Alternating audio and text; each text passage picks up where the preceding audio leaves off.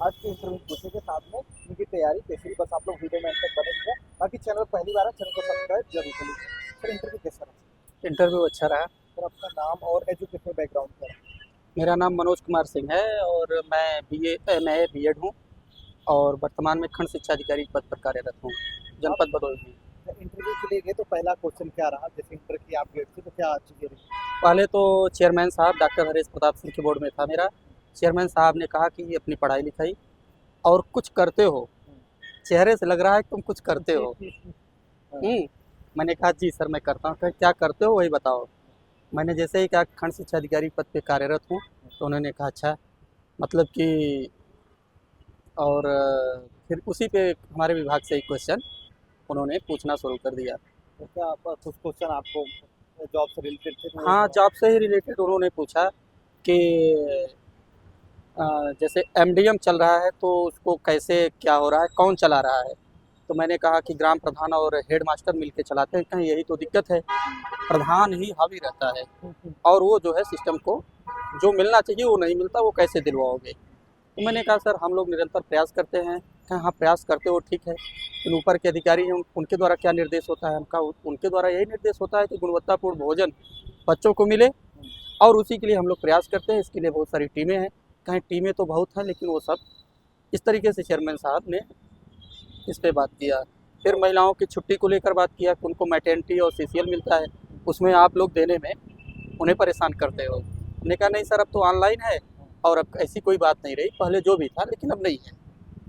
और कोई question situation base या करंट सिचुएशन बेस्ड में एक मैडम थी, मैडम ने पूछा कि फिर चेयरमैन साहब ने पूछा कि अब आप खंड शिक्षा अधिकारी हो तो क्या बीएसए बनने के लिए आए हो। मैंने कहा सर इस बार बीएसए जो है नहीं है।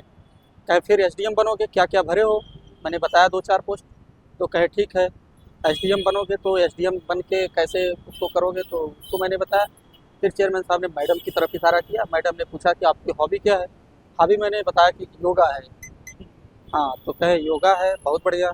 तो उन्होंने कहा कि मान लो कोई कठिन परिस्थिति आती है तो आप क्या करोगे, योगा करने लगोगे।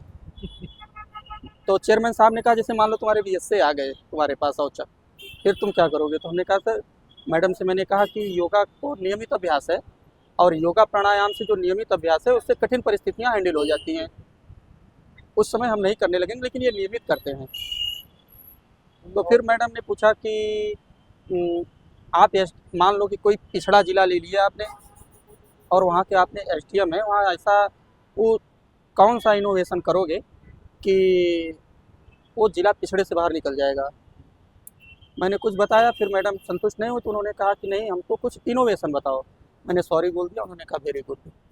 और कोई क्वेश्चन आपको याद आ रहा बस इसके बाद फिर तीसरे मेंबर जो थे उन्होंने मेरे पीजी के कौन से विषय से पीजी किए हो उस पर बात हुई। उन्होंने कहा कि जो पॉलिटिकल इंटरफेरेंस है, इंटरफियर है एडमिनिस्ट्रेशन में, उसे कैसे हैंडल करोगे।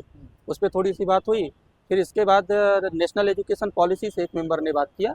बस इतने में चेयरमैन ने कहा हो है? गया। करंट इवेंट से कोई सवाल वगैरह था क्या? नहीं नहीं कुछ नहीं, बस इतना ही। पीसीएस के लिए आपके कौन से अटेम्प्ट थे और इसके पहले जो अटेम्प्ट हुए थे कहाँ तक पहुँच गया? पीसीएस के लिए ये तो मेरा 6वां मेंस था ये।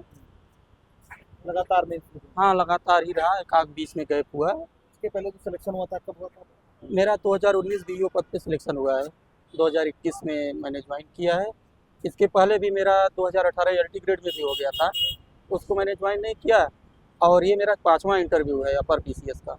4 मैंने दे दिया था तो उसमें मीडियम हिंदी रहा है।